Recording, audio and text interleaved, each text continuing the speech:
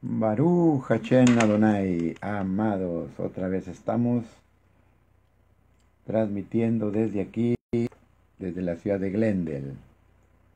Quisiera pedirles que nos enlazáramos, de acuerdo a las amistades que tuviesen a bien compartir con ustedes. Vamos a tener una pequeña reflexión. La verdad que me quedé impactado por un escrito que descubrí y lo quisiera compartir con más serenidad.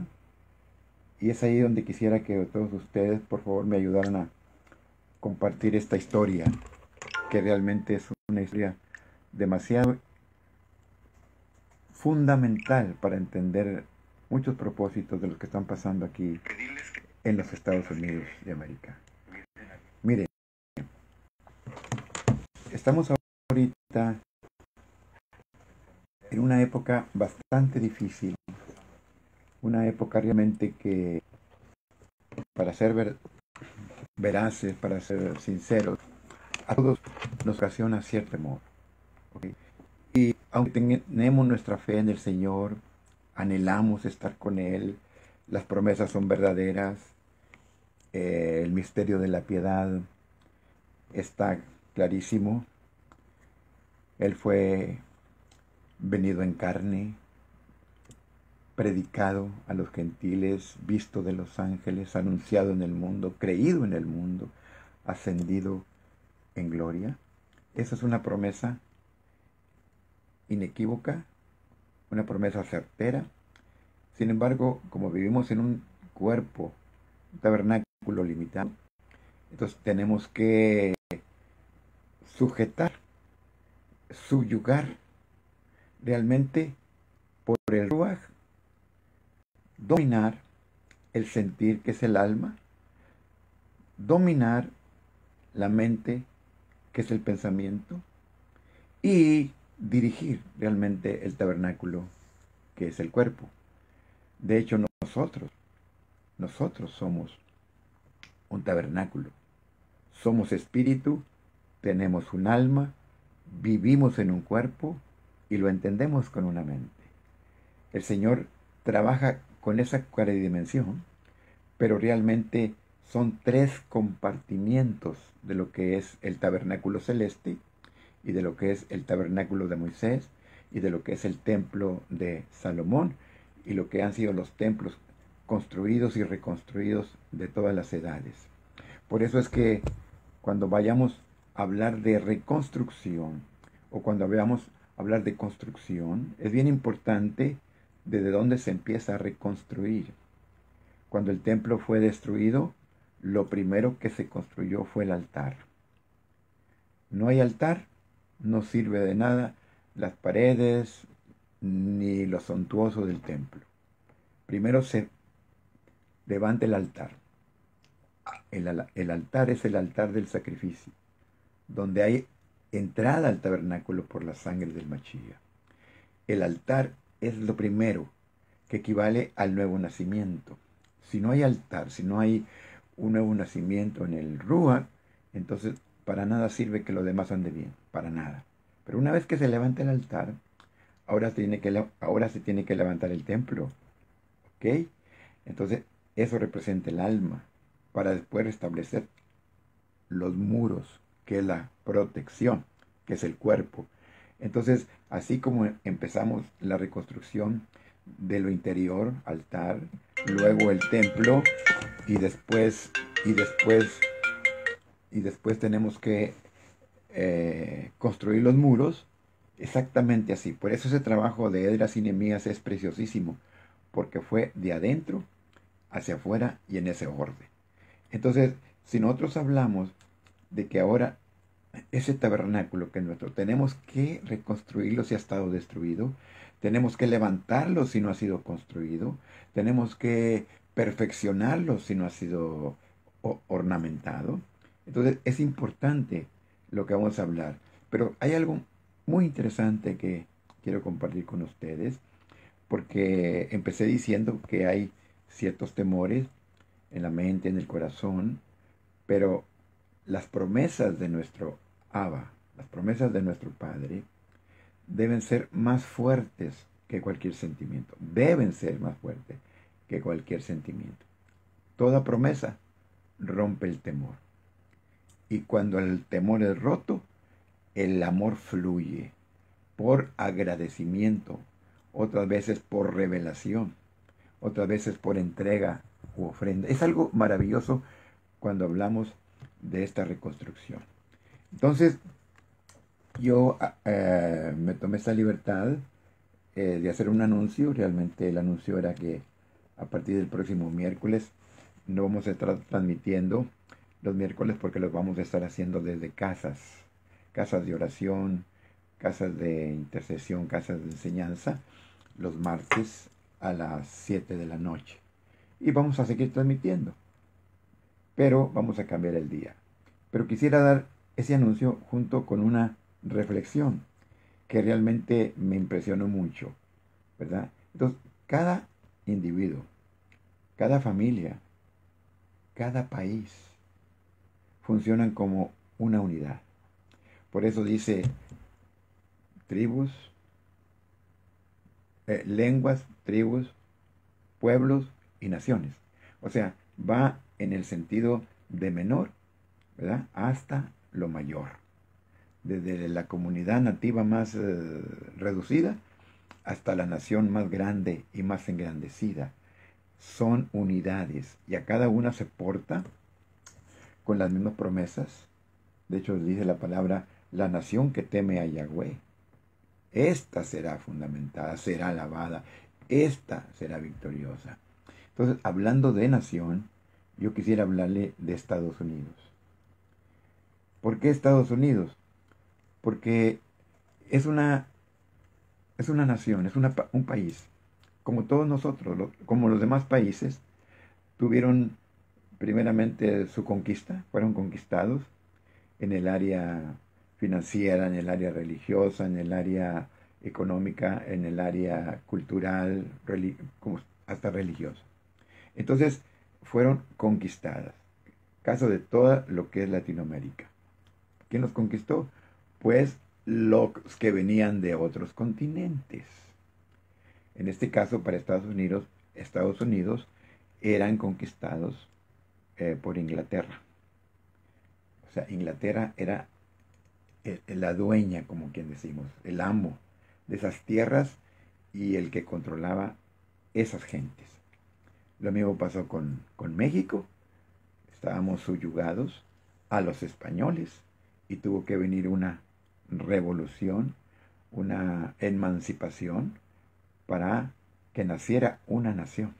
Entonces, todas las naciones tienen su nacimiento, así como Israel también tuvo su nacimiento, tuvo sus luchas. Entonces, yo quisiera hablar de esta nación, de Estados Unidos, cómo nace una nación. Entonces, una nación nace, y es muy interesante lo que vamos a comentar, porque no nace por una exploración, no nace por ir a buscar tesoros, pareciera que así es, pero nace con un propósito divino.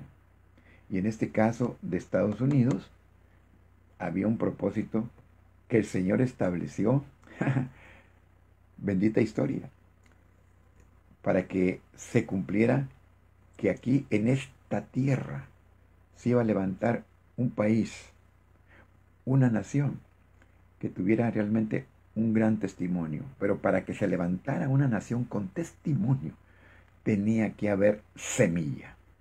Si no hay semilla, no hay fruto. El semen del hombre engendra vida. Por eso el Señor le dijo a Abraham, en tu semen, en tu simiente, serán bendecidas, no una, ni dos, ni tres, todas las naciones de la tierra. Entonces, toda la nación que tiene semilla, que tiene simiente, ¿ok?, de aquel que le dieron la promesa, será bendecida. Barajó, qué tremenda promesa. Y así nació Estados Unidos. ¿Cómo? Muy sencillo. Cuando vinieron los judíos, fíjese bien qué interesante, cuando vinieron los judíos, no vinieron porque quisieron conquistar, vinieron porque fueron perseguidos. Era un pueblo que tenía muchísimo tiempo de ser perseguido, vituperado, había pasado por tantos sufrimientos, escarnios, y contar la historia dan ganas de llorar y de sufrir con ellos. Pero abreviando el asunto, el Señor empezaba a glorificarse en ellos. Y siempre el Señor escoge un remanente. Del remanente escogió un hombre. Entonces, su diseño es, escoge un hombre para que ese hombre influya en el remanente y el remanente pueda conquistar toda una nación. Si no hay remanente, no hay victoria. Si no hay remanente, habrá destrucción. Si hay remanente, entonces hay cobertura. Por ejemplo, en el caso de Sodoma y Gomorra, ¿verdad? El vaso que usó el Señor fue Abraham, pero el remanente era la familia de Lot. Entonces, no podía el Señor destruir a Sodoma ni a Gomorra porque había un remanente. Pero había un hombre que el Señor usó para interceder por ese remanente. Porque es tipo y figura del Machía. Machía es nuestro líder, es el que intercede al Padre por nosotros. Pero el remanente somos nosotros, ¿verdad? Y entonces el Señor empezó a trabajar en ese modelo. Entonces cuando vino este remanente, claro, vinieron varios líderes, vinieron varios, vamos a decirlo así, discípulos del Señor. La historia es múltiple, es múltiple. Estados Unidos tiene una historia hermosísima de cómo nacimiento, yo diría casi otra iglesia primitiva, pero en el ángulo moderno de búsqueda, de pasión, de agradecimiento. Entonces, pero vamos a abreviar y llegamos al año 1976, cuando Inglaterra tenía subyugada totalmente a Estados Unidos, ¿verdad? O a la población que estaba en esta región.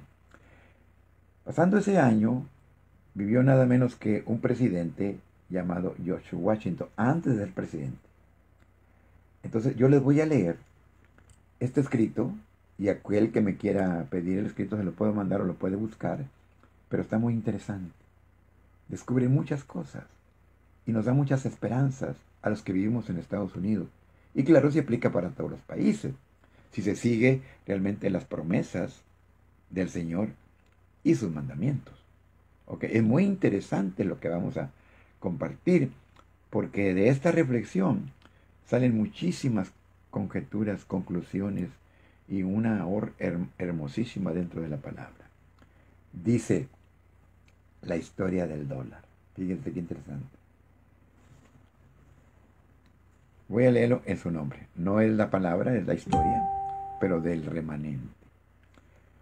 En su Hachén.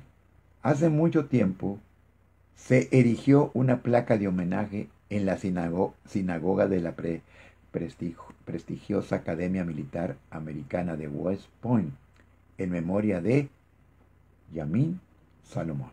O sea, ahí tenemos el líder. Este fue el hombre que el Señor usó, Yamin Salomón. Escuche bien. En sus días, en la época de la independencia americana, por el año 1776, este hombre, Yamin Salomón, era asesor de economía, como quien dice el secretario de Hacienda. ¿Ok? Asesor de economía y colaborador principal para asuntos económicos de George Washington, que fue el primer presidente y comandante, primer presidente y comandante jefe del ejército continental de los nuevos Estados Unidos, Por aquellos tiempos, los fríos del crudo invierno de 1777, los soldados del ejército de Estados Unidos se congelaron de frío y por falta de abrigo y el abrigo adecuado sufrieron hambre por falta de alimentos. Les faltaba ropa para abrigarse y alimentos para comer, para continuar la lucha por la independencia. ¿Para qué? Para conquistar ahora, para vencer al enemigo y levantarse como una nación soberana, libre y con sus principios. Fíjese, qué interesante. Continúa el escrito. Yaim Salomón reclutó a la comunidad judía de Estados Unidos.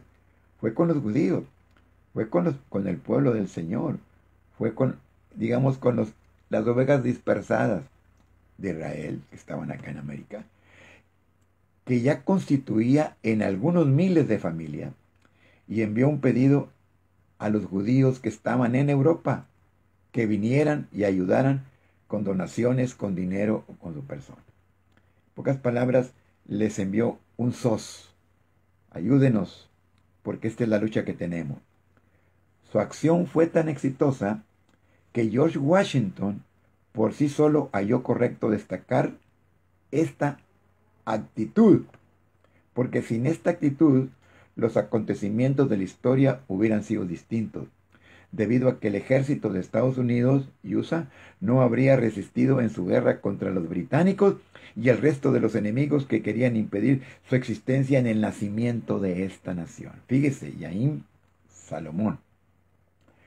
George Washington, primer presidente de los Estados Unidos, haciéndole un homenaje a este hombre, reconociendo la estrategia que el Señor Adonai puso en su corazón.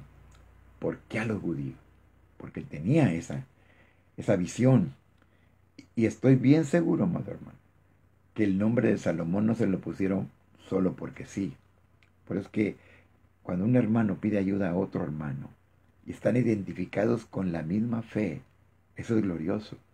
La palabra del Señor dice, si dos de ustedes, mis hijos, hermandad, se ponen de acuerdo en algo, si se ayudan, si se dan la mano cuando se necesita, yo voy a estar en medio de ustedes.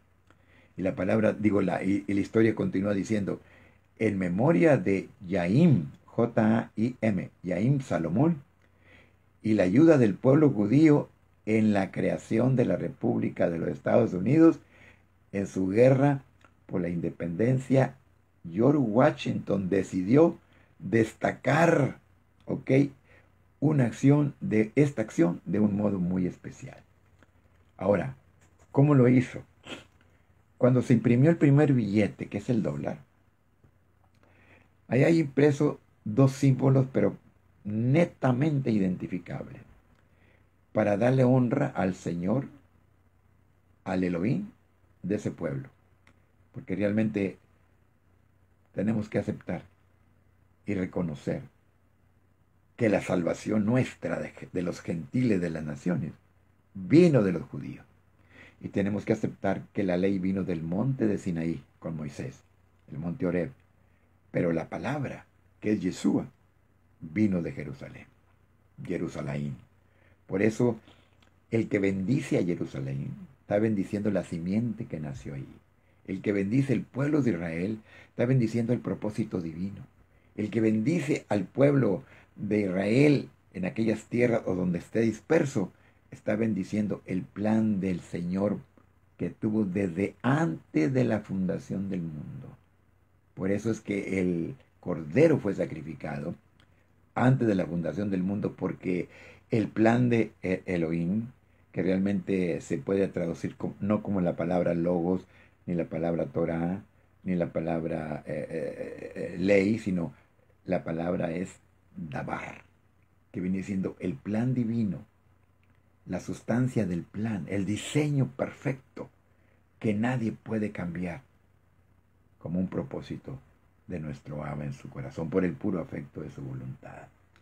Entonces viene, si tomas en la mano, y si usted lo quiere hacer allí, lo puede hacer, un billete de dólar, y lo miras al lado reverso, si lo traes, sáquelo, ¿verdad? Y ahí ahorita le voy a enseñar, no el billete, pero la fotografía, para que seamos más claros. Sacas un billete de dólar y lo miras por el lado reverso, hacia abajo. Si tomas en tu mano un billete de dólar y lo miras del lado del reverso, hacia abajo, y al lado derecho del billete, verás estrellas sobre la cabeza del águila dibujada en el billete. Pues estas estrellas, forman 6 puntas y dan la figura de Maguen David, o sea, de la estrella de David, el símbolo, el logotipo, la insignia del pueblo de Israel. porque hace alusión al rey David.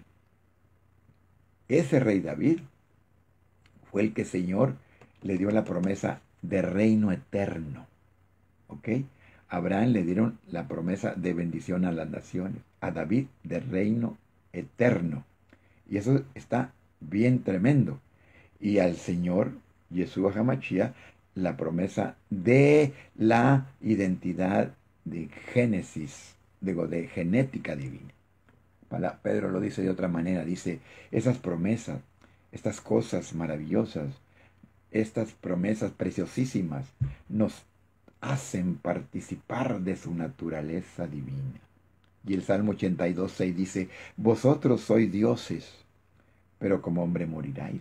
Pero tienen genética divina, tienen engendramiento de la sangre del Mashiach. Eso es pero pesadísimo, hermano. Entonces está la estrella de David, y que también todas juntas forman perfectamente un Magén David. Magén, escudo, David, o sea, escudo o estrella David. Esto y más, porque si giras el águila hacia abajo, verás que en la base de esa águila se forma una menorá. ¿Qué es la menorá? La menorá es un candelero de 7 brazos que representan los 7 ruach, que dice Isaías 11:2 de Yahweh, del Señor, ¿ok? Del Mashiach. Son los 7 espíritus, haciendo alusión a la menorá, al candelero, ¿ok? Que está en el lugar santo. Ambos símbolos se incorporan definitivamente al diseño de la moneda básica, de acuerdo a las instrucciones, nada menos ni nada más que del primer presidente de los Estados Unidos de América. O sea, que número 1, la simiente que es la simiente del pueblo santo, pisó esta tierra. Segundo, la gloria y el reconocimiento que le dieron al Elohim que los mandó acá, lo plasmaron en la economía fundamental. Por eso llegó a ser muy rico este país, porque su moneda no estaba fundada en el oro, estaba fundada en el nombre de Yahweh. Su moneda estaba fundada en el reconocimiento del reino eterno que le iba a entregar a ese remanente. El pueblo americano jamás olvidará la ayuda que aportaron los hijos del pueblo judío en los más importantes momentos de la creación de los Estados Unidos de América. O sea, vamos a entrar, pero quiero mostrarles esta figura. No sé si me alcanzan a ver, pero les voy a mostrar el logotipo. Ahí está el logotipo del dólar. Si pueden verlo, se ve perfectamente que arriba está Magén David, o sea, la estrella de David. El símbolo y el logotipo de la bandera de Israel y del pueblo judío.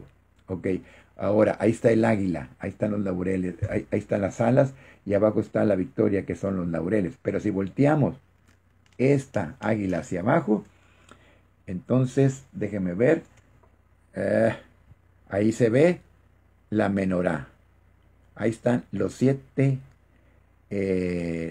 luces del candelero, la menorá. Quiere decir que todo aquel hombre o mujer que reconozca este pueblo de donde vino María, escuche bien, y lo bendice, será bendecido. Solamente aquel hombre o mujer que tenga la mentalidad de ayudar, de bendecir, de reconocer lo que este pueblo ha hecho, tiene una bendición asegurada. Entonces, todos aquellos que están en contra de Israel, que no lo apoyan, que no lo ayudan, que lo vituperan, que lo frenan, que lo estorban, esos son enemigos de Israel. Y el que es enemigo de Israel se constituye enemigo de Elohim. ¿Por qué? Porque es su pueblo, es la niña de sus ojos. ¿Y por qué fue eso? Porque él lo escogió para venir a través de ese linaje. Podría haber escogido a México, a Guatemala o qué sé yo, a Chile. Pero él escogió eso. Como dice la palabra, había muchos leprosos en el tiempo de Naamán, pero solamente Naamán fue sano. Había muchas viudas en el tiempo de Eliseo y en el tiempo de Elías, pero solamente una viuda, hablando de Elías, fue visitada. ¿Y las demás? Porque aunque haya muchas naciones en el mundo, muchas naciones, al Señor le plujo escoger una. Y ni siquiera era nación cuando le escogió. Era un hombre, Abraham. Después fue una familia. Abraham, Isaac y Jacob y toda la familia de 12 príncipes. Y después fue una comunidad judía. Y luego fue un pueblo. Hasta que en 1948, el 13 de mayo, nace una nación en un día. Según Isaías capítulo 66. Nacerá una nación en un día.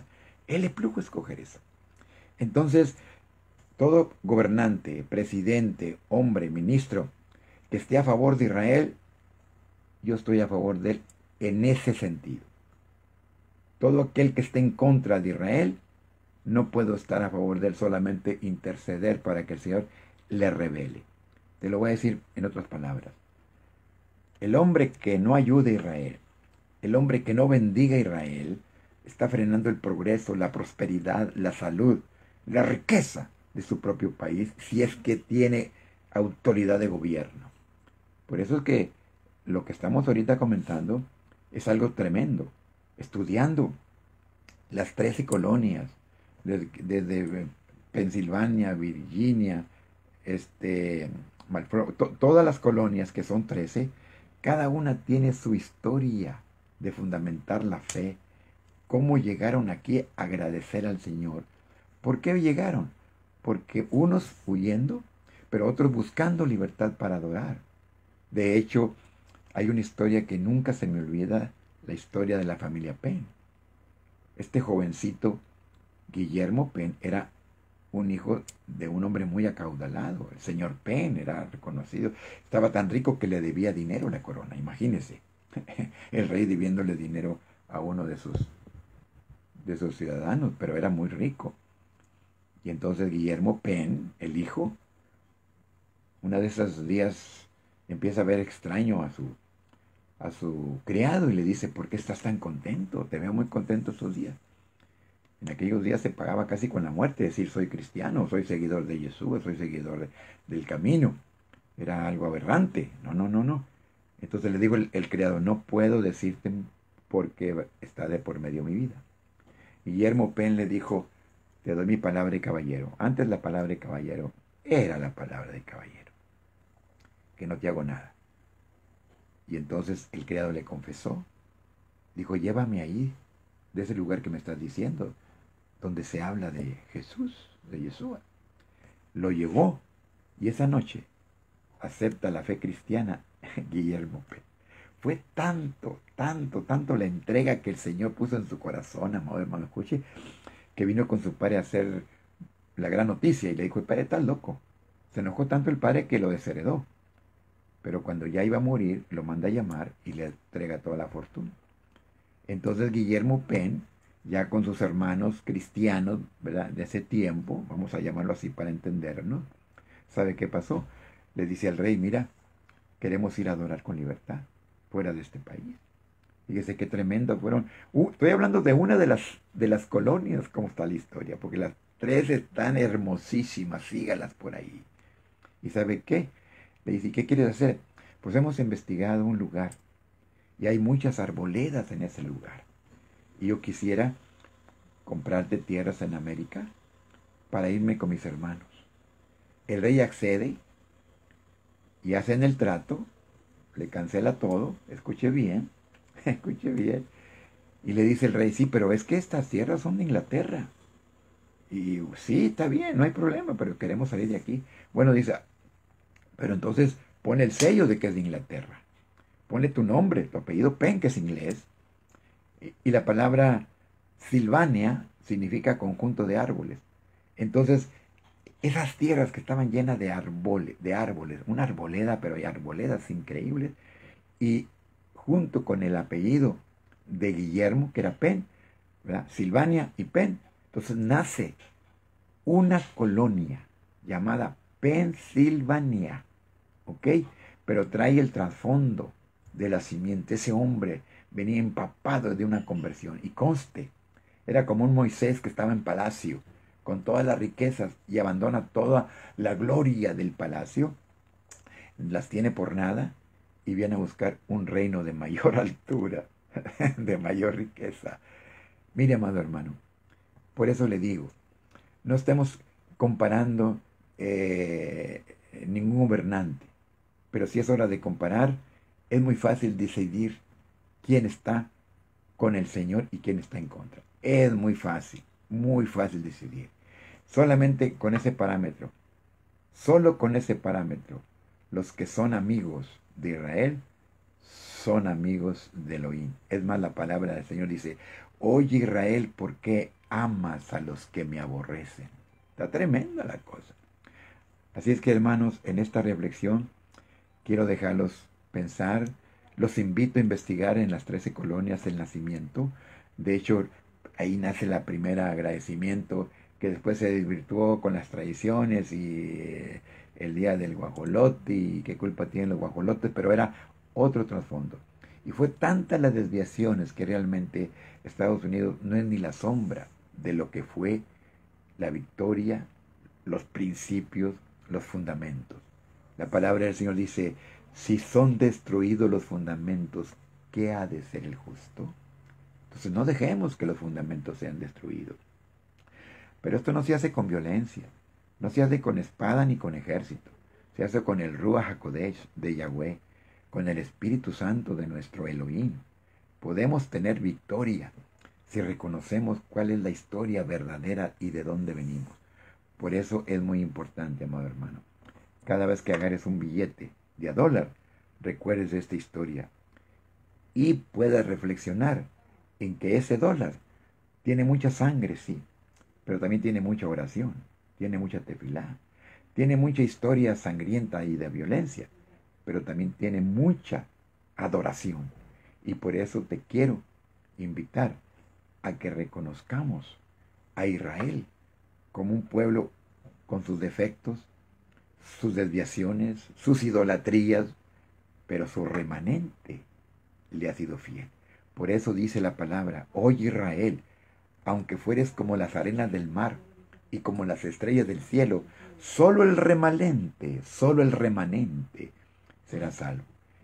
Ahora yo te hablo a ti, que eres remanente también.